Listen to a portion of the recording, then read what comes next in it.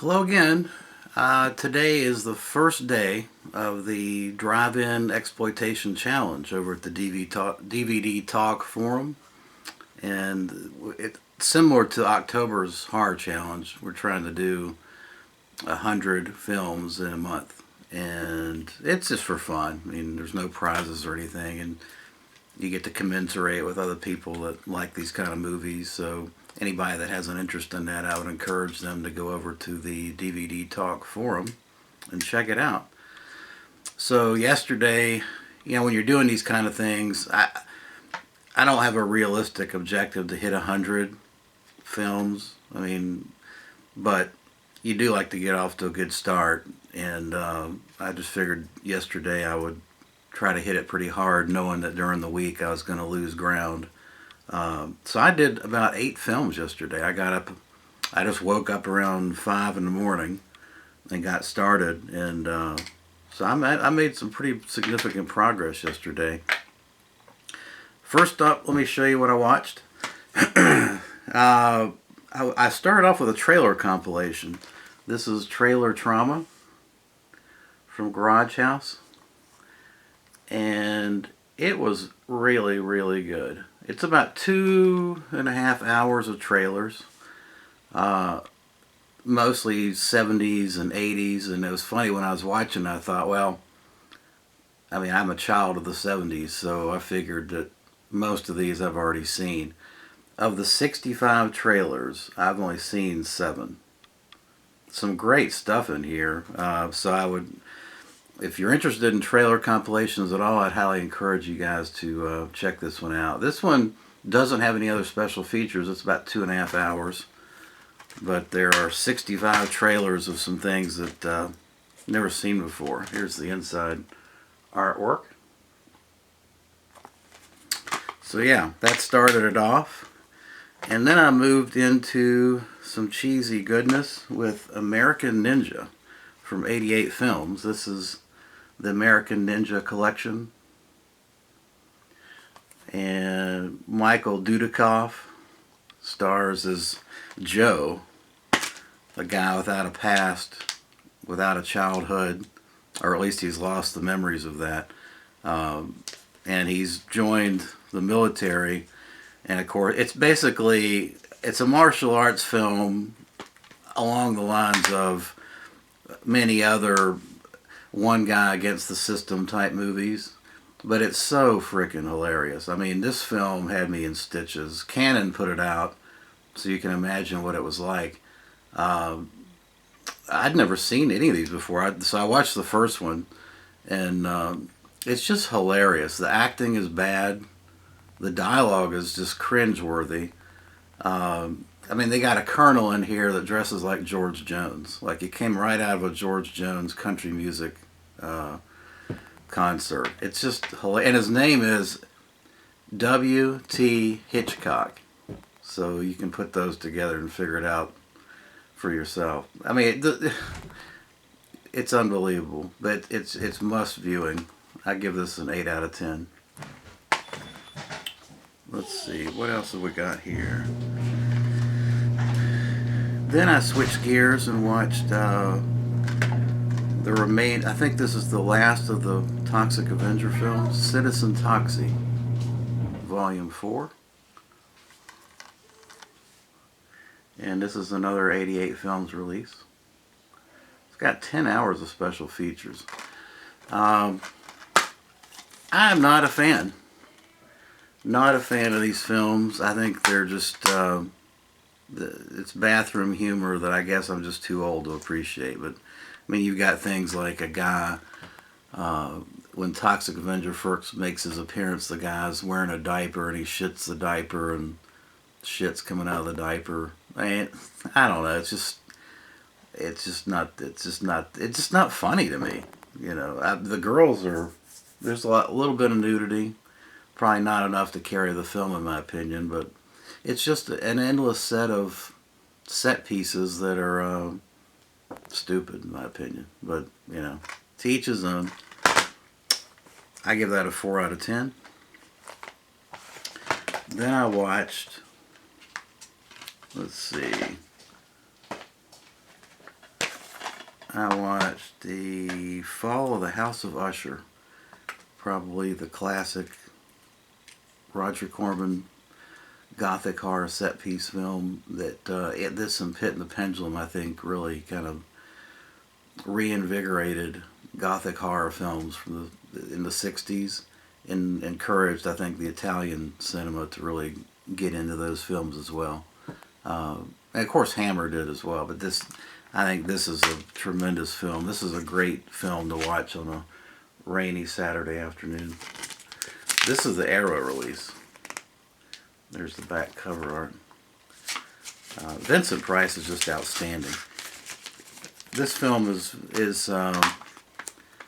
it's talky, and I think the Mark Damon and the female lead are a little bit stilted. I mean, when you compare the acting in this film, besides Vincent Price, who's just outstanding, but when you compare that level of acting with the support players as opposed to, say, Hammer, the Corman films don't hold up. But the overall atmosphere, Vincent Price by himself, it's classic gothic storytelling and must viewing.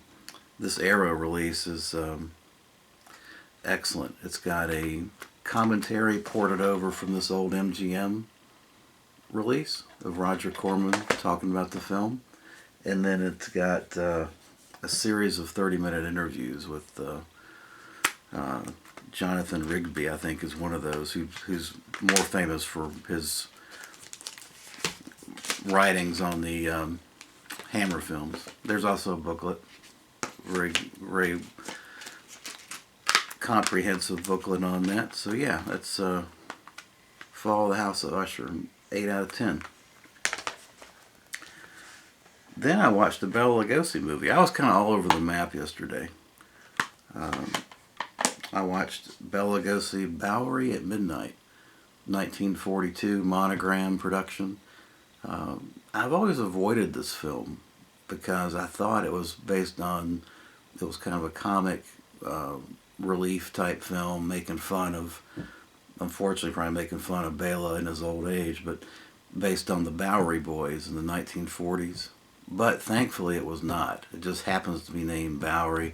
It's really a reboot of The Human Monster, or Dark Eyes of London, where Bela plays simultaneous roles as a professor and a criminal at the same time, and it's excellent. I enjoyed it a lot. It's only 60 minutes.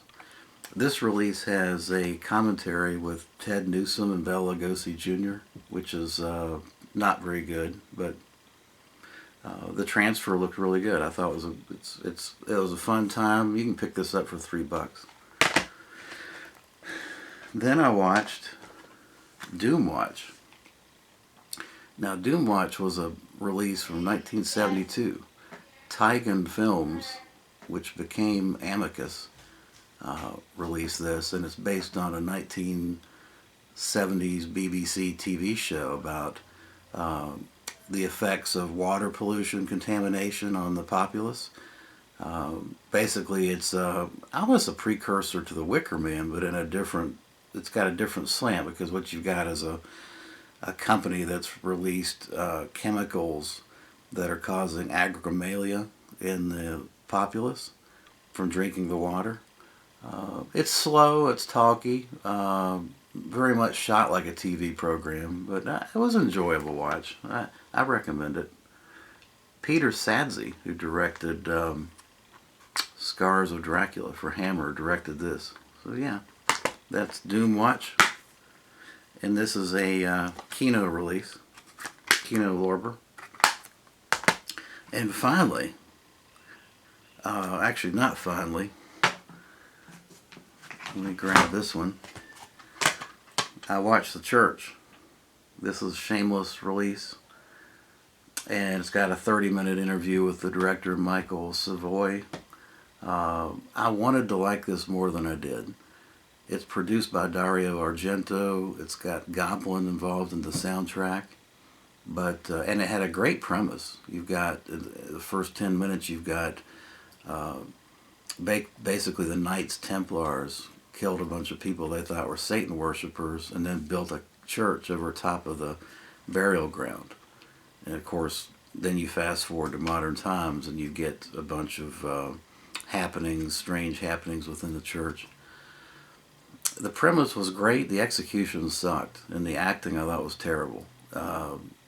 The dialogue was stilted, and the special effects were cheap, and there was no atmosphere. No atmosphere. I mean, there's no sense of lighting or atmospherics at all in this film. It was very, very workmanlike to the point of being like a TV show. I was extremely disappointed. I give it a 4 out of 10. Now, finally, I watched some Roger Corman goodness. I watched Death Sport with David Carradine back in 1978, I think this is.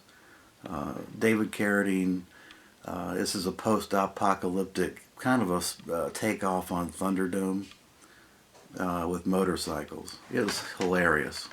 Hilarious. Great movie. Highly recommended. Yeah. So, that's going to wrap up my first day, and I know that Seth, Celluloid Terror, is doing the same thing, and he's always got great taste in movies, so I would highly recommend you guys watch his channel as well for the daily updates, and I'll put a link in the description box below. Thanks for watching, and I guess I will see you tomorrow. Thanks.